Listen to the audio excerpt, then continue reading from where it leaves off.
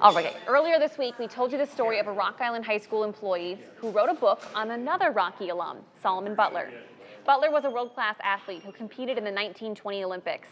He was also the NFL's second black quarterback, and he persevered in life despite numerous challenges and a lifetime of racial issues. The book is called Nothing Great is Easily Won, the Solomon Butler story. And we sat down with the author to find out more on his journey connecting to Butler's story.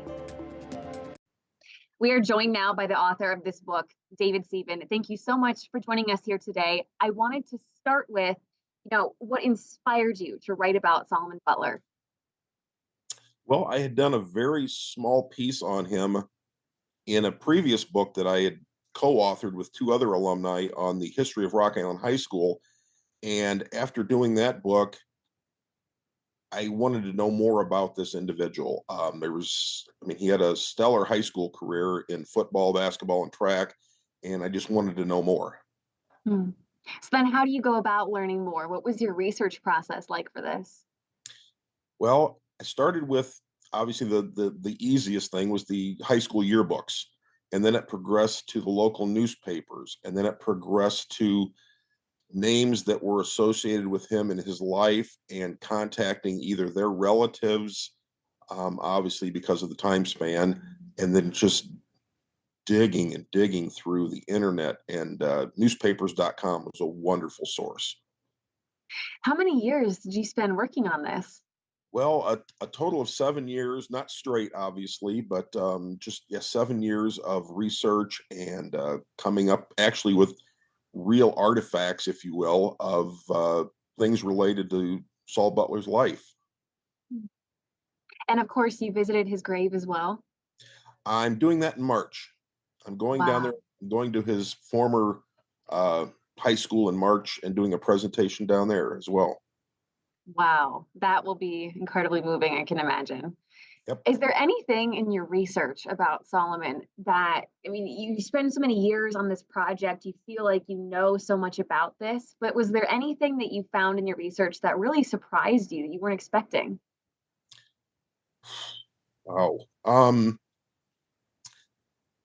It wasn't surprising a lot of the racial issues that he had to deal with. That wasn't surprising because of the time, in this country, but it was very disheartening, I guess, to realize that a young high school man had to deal with those things, and along with growing up, growing up's hard enough, and then having to deal with all those things too, was just very difficult to relate to.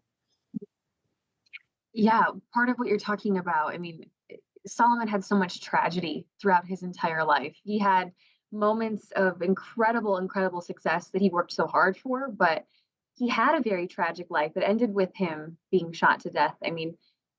How did you balance, especially as a white author, telling this story of, all of the racial issues that he went through and all of the tragedy that he experienced and balancing that with the success that he found? It was actually very easy to do. It was a lot of the research, very emotional. Um, like I said, writing about a fantastic athlete, and he was a fantastic person too. And then realizing that you're growing up and maturing, but yet still having to deal with the issues that he had to deal with. It was a very moving experience, and I enjoyed every minute of it, though. Wrapping up, you've never met Solomon Butler, but do you feel like you know him after going through this process? Actually, I do.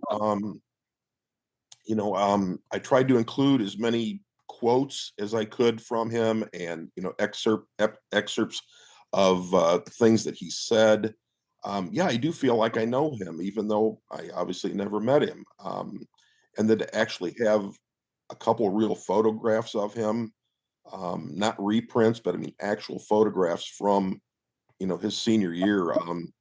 Yeah, I feel like I do have a personal connection with him. And if you want even more, David will be joining Jon Diaz this Sunday for an even more in-depth conversation on this book. That's going to be on Sunday morning on This Week, right here on News 8.